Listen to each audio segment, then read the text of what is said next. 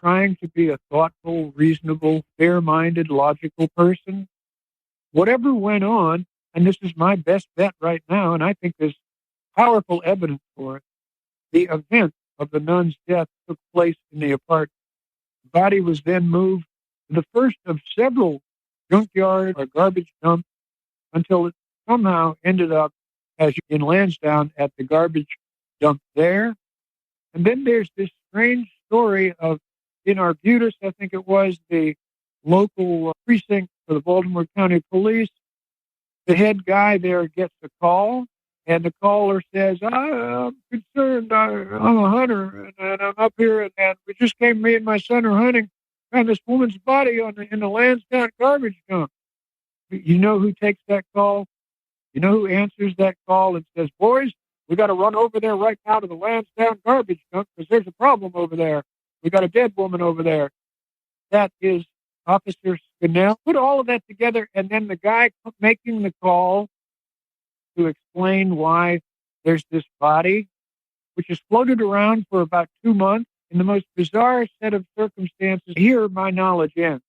Why they felt they had to keep that body available at all times. But the best explanation is crazy as hell, but you hear often, I've heard in my travels, well, Maskell was using it frequently to terrify other people. He would show them the body, and then he would say, you like this? You want that to happen to you? Bad things happen to people who talk out of turn. Got it? And yet it still doesn't add up for me. Why, if they were in command of the body from the beginning, do they have this sudden need to make the body appear so that Scannell calls in and says, I got a body over here, you better come on. And he calls Romer and his homicide squad. Romer told me, we're sitting in the damn squad bay on Friday morning. I'm sorry, on the morning in January when the body is found. What's that? You got a body on her, and what does she look like? Oh my God, boys, jump in the cruiser. Here we go. And he told me point blank.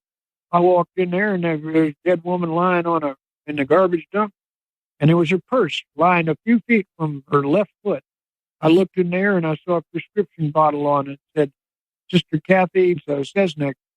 And he told me, and I cried out loud, hello, Sister Cathy. We found her at last.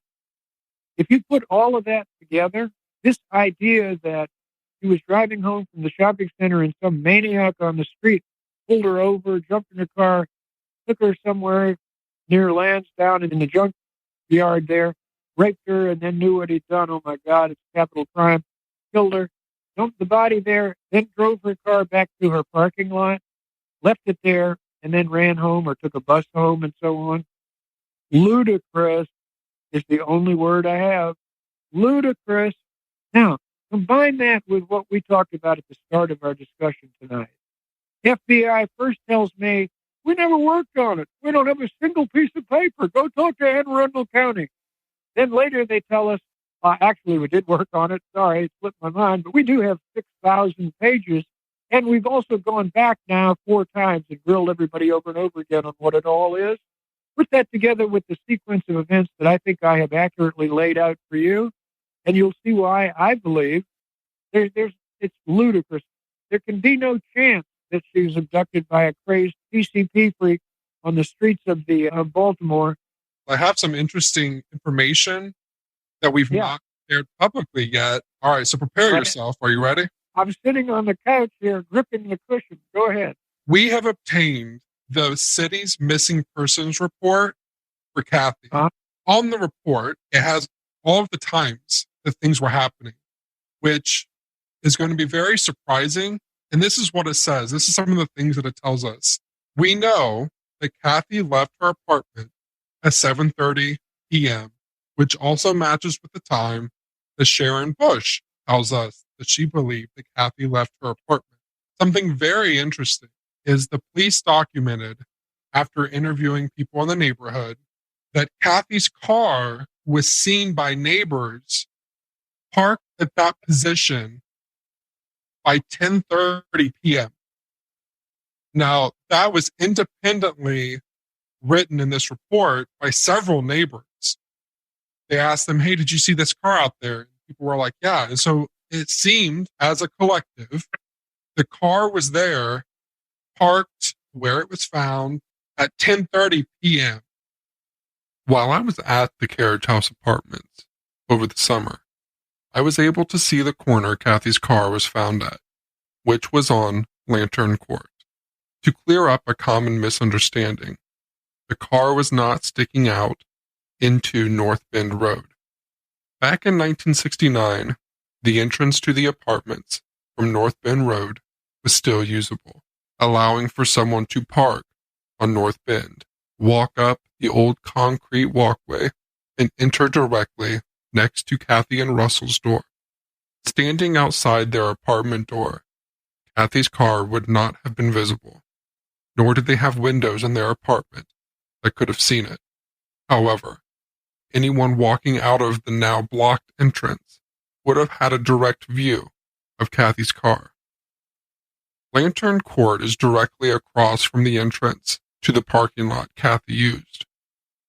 Anyone standing or parked at the beginning of the parking lot, which is where Cathy's parking spot was, would also have a view of Cathy's car on Lantern Court. Today there is only one entrance into this parking lot, which is from North Bend Road. However, back in 1969, I'm told there was another entrance from a smaller street called Boswell Road. According to the missing persons report, Cathy's car was spotted at the corner of Lantern Court as early as 10:30 p.m. The question still stands. If these neighbors are correct and the car was there at 10:30, why did no one see the car till several hours later? For a long time, I will admit that I questioned why Russell, Pete, and Jerry wouldn't go looking for Cathy. Maybe her car broke down. Maybe she wrecked and her car was in a ditch. Why weren't they looking for her? Tom's opinion seems to be that they knew where she was, which is why they weren't looking. I have to caution you, however, not everyone reacts the same in these situations.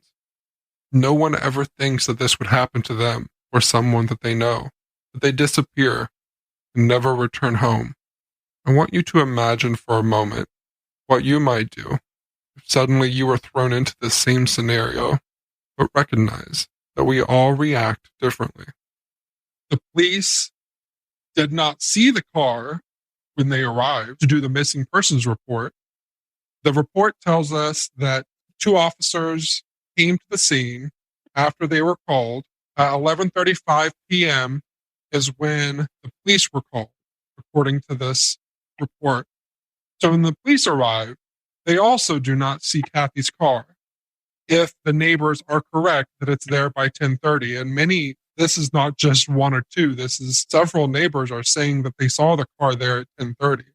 The police leave, and you're correct. When Sharon says she returns the next morning, Pete and Coob are still at the apartment, so they must have stayed there overnight. We also learned that Pete found Cathy's car at 3:00 a.m. And the report also does reflect what you just mentioned, how he opened it and they looked into it. We know that there was mud on the tires of the car, and there was that really weird grass that was found in the car on the steering knob, which is very weird because if you look at that model of car, I don't really see how that could have gotten there. So this report tells us a lot of things because a lot of people are not seeing Cathy's car when many of the neighbors are saying it was there at 10:30. If your theory is correct, and you can correct me if I'm wrong, that would mean that Sister Russell would have known what was happening because she said she was at the apartment the entire time. Just to be the devil's advocate, maybe she did know and she was scared to death and went along with it because she was scared. Who knows? However, if you're correct in your theory that they are coming up with a game plan of how to make this work, then that also falls in line with the time that Sharon says she gets a phone call from Russell asking her if she saw Cathy. Sharon says her phone call was around 10:00 p.m. About an hour and a half later is when they end up calling the detectives to report her missing. So if your theory is correct, just to be the devil's advocate here to discuss this theory of yours, I could see someone calling Sharon to set up this preconceived idea that Cathy never returned home and they're not sure where she's at. Yes, Shane, and let me jump in, please, for just a moment. Let's not forget, it may only be an intuitive flash on my part and meaningless, but I was deeply struck when I came upon, I think it was an article in the last few years in the Baltimore Sun, and it reported that in the last public living statement by Sister Russell, she said, I don't know why it was there, the car, but I'll tell you this, whoever put that car there wanted it to be found. To be clear, I personally do not believe that Russell was involved in covering up Cathy's disappearance. According to those who knew Russell, she seemed to not have been the kind of person who would go along with it and never come forward. By all accounts, her and Cathy worked the closest of friends.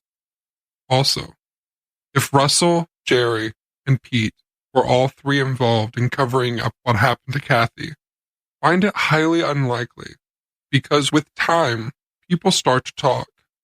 The more people involved, the less likely the secret will stay a secret. There is no physical evidence that would show that Cathy was killed in the apartment, nor was there evidence reported of a struggle. In Tom's opinion, Russell, Jerry, and Pete were only involved in allowing the cover-up to happen out of fear. Why would they keep it a secret for so long?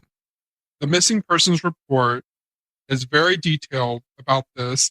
It talks about how the letter is picked up, how they received it in their possession, that it was not opened when they received it. Here I am referring to the letter that Cathy's sister received in the mail from Cathy after Cathy disappeared. Oddly enough, it does not say what is on the letter. To clarify, the report only calls it a letter once.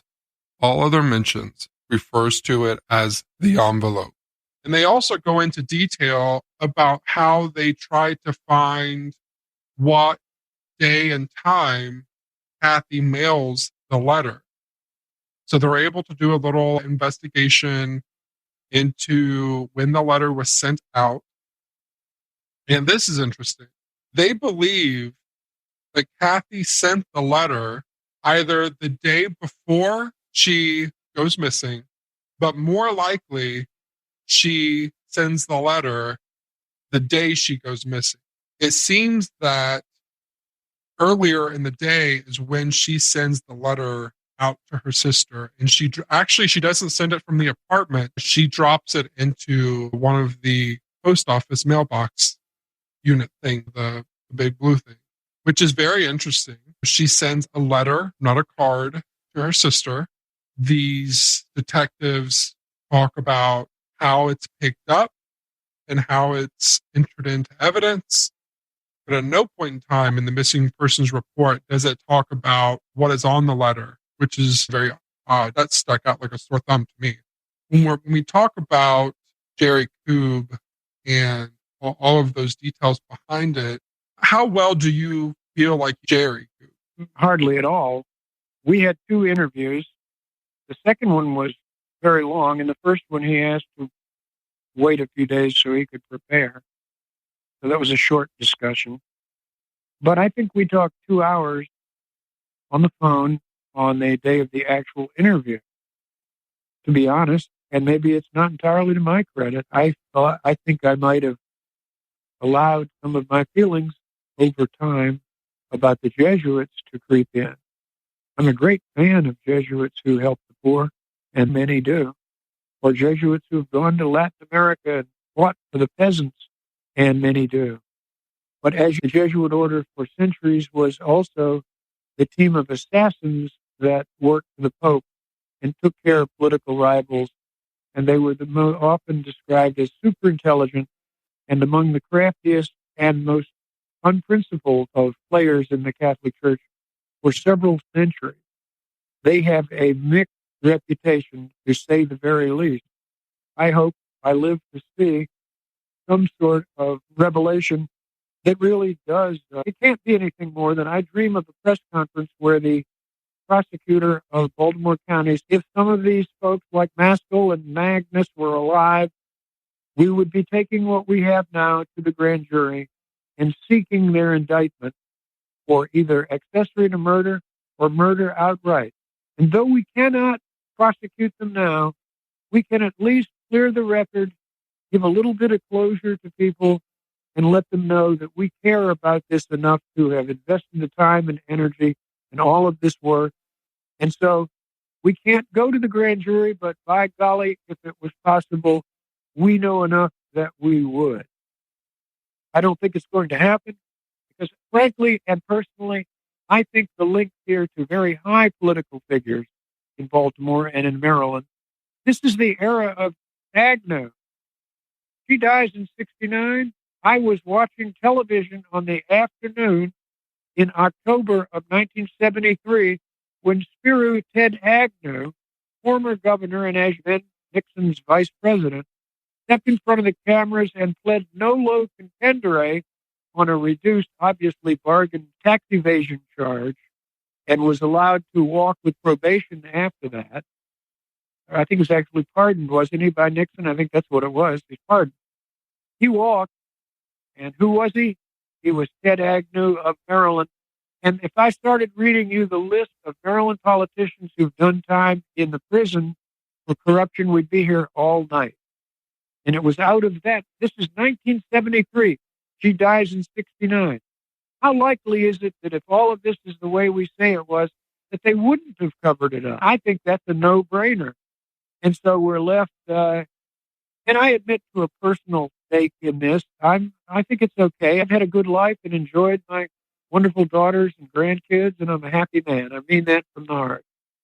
But I also know I walked out of that job and a livelihood, and we struggled and sweated for years to pay the bills because I didn't have a regular paycheck. But I told them then, I am not going to be part of this. What the political machine is doing, you know how corrupt the gangsters are in this town, and people are dying every other night in the ghetto and elsewhere in Baltimore over this. Maybe you can do it to go home and go pop the top on a can of beer and watch the NBA playoffs, secure in your paycheck and your pension. I ain't doing it. And I didn't do it. And I'm still here, and I'm glad that's the way it worked out. Thank you for letting me vent a little bit. No problem. If you could further explore any part of this entire story with more time and resources, what specific detail would you further explore? How I wish I could. If I could do what I wanted, and if it reached the level of priority, I have grandkids, I have other responsibilities like you do. But if let's go to dreamland for a minute. I think the first thing I would do is begin to develop contact, go drink some beer with cops, go talk to prosecutors, try to make some friends.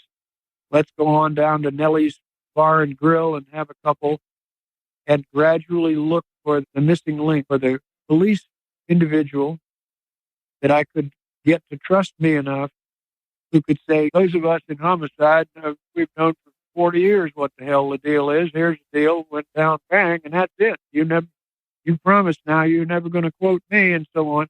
That would be a major way, I think, to approach this. I think it would also be, but it's an immense amount of burning shoe leather. This is huge, but if I could, I would go back to Theo, to the people of that day, the ones that are left. Most of the teachers are gone. I don't know the exact numbers, but I assume a significant percentage of the former teachers there are dead. But there's probably some teachers left. And my guess is everybody who was on the teaching staff and the nuns and all of them had to know what was going on. It might have been the kind of knowledge where you don't dare speak of it and it's always simmering beneath the surface, but you know what it is. You've heard one of the girls crying in the bathroom and you go in, "What's wrong, dear?" And she cries out hysterically what happened and so forth. and then you hide that knowledge and you keep trying to work there and so on and so forth. That would be another line of inquiry, is to try to cultivate former students and, above all, teachers in the hope of doing that. We know that Marilyn, her sister, is still alive, isn't she? Am I correct? Yeah. Do you know? Yes, she is. Okay. I went to Pittsburgh once, but I didn't have resources or time to go back. But to go back and try to become her friend and live with all of that and gradually puzzle out of what she's saying could be very significant. Those are possible steps to take.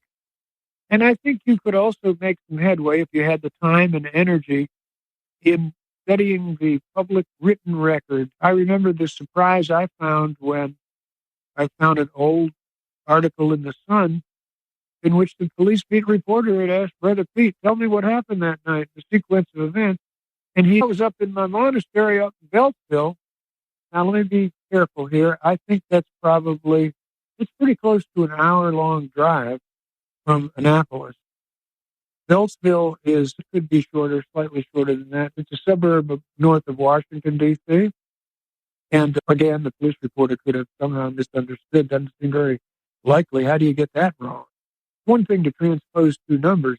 Yeah, you lived at 2244 Head Street, and in your haste, you got the numbers wrong, and you got 2424 instead of 2244. But how do you get wrong? I was in my monastery up in Beltsville, and I got a call from Father Koob, and he told me that he was worried that the nun had. Come on, that's not possible. So I found that just by tirelessly combing through every story written in the Washington Post, Sun, elsewhere over all these years, and you find little nuggets that way, and then that nugget take you to the next thing and the next thing. But there's one other possible. Finding old, I never forgot interviewing off the record a former Attorney General of the state of Maryland, and sitting in his living room. He had been the Attorney General during part of the period I mentioned. He said, oh, shit, yeah, Tom, everybody knows they were burning buildings. Come on. Were you born yesterday? It's common knowledge. Come on. This is an Attorney General of Maryland confirming what I was saying earlier tonight about the corrupt machine that engaged in arson and all the rest of it.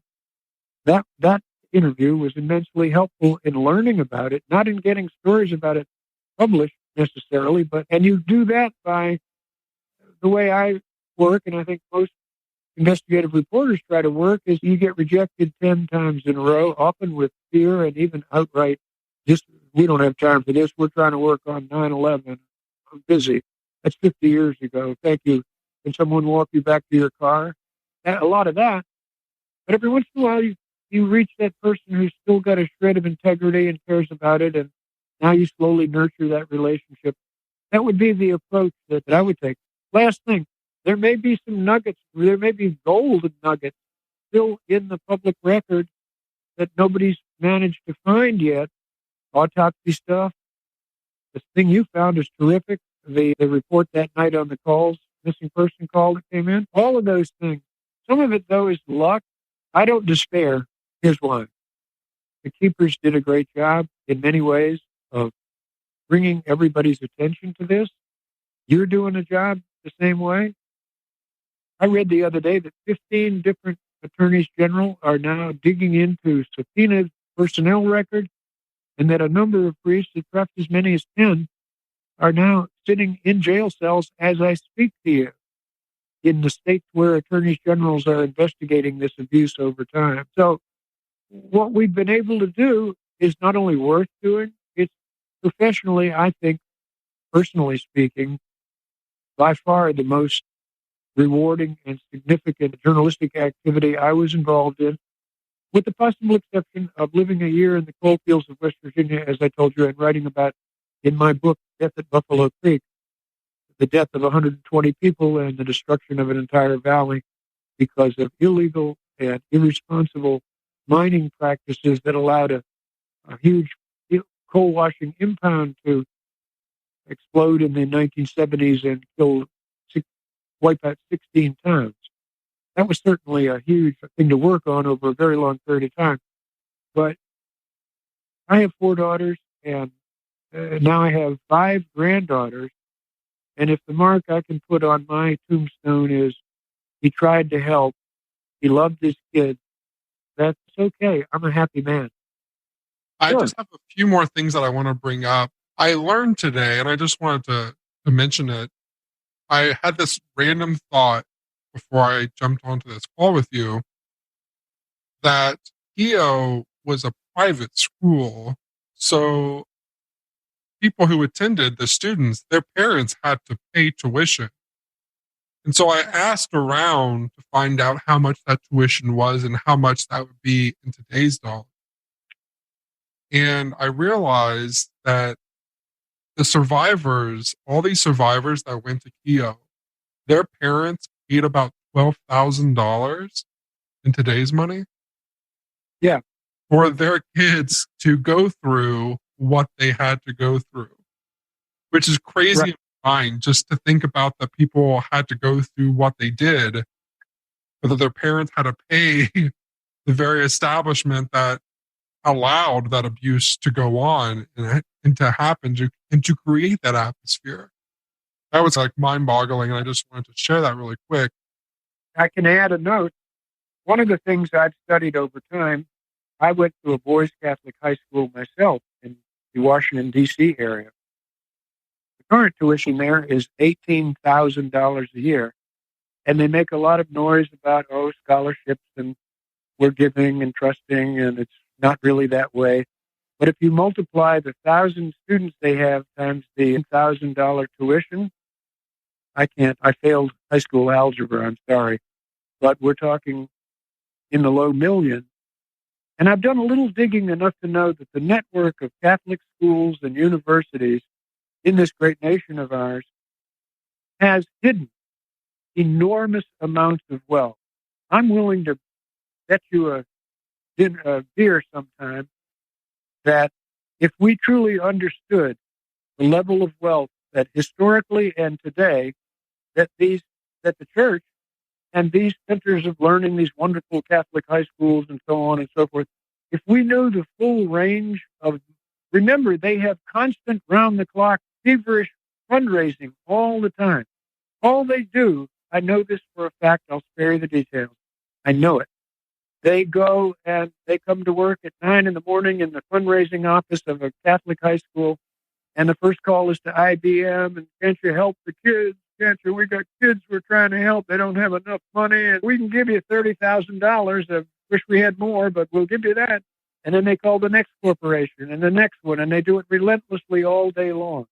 At the end of the day, they pile up sums of money from well-intentioned, thoughtful people who want to help, and then they hide it in a variety of mechanisms that we do not dream about. I would not be at all surprised to learn that the system of Catholic education, along with the church, is fabulously wealthy beyond our knowledge as I speak to you now. So in that mode, I hope I'm not running off too much here, but I'm disillusioned by all of this. I'll just say it in one sentence. The world I thought was real as a kid and a young man and a college kid and then making my way in life is not the world that we actually live in. I have just a couple more points I want to add really quick, Tom. All right. There was a new article that came out earlier this year, and it was talking about how it was uncovered how much money the Catholic Church has spilled in to the northeastern U.S. in the last 8 years to fight legislation, basically to help legislation, if passed, would help victims of clergy abuse seek justice. And that number astounded me. It was $10.6 million just in the northeastern U.S. That's crazy, especially for a religious organization.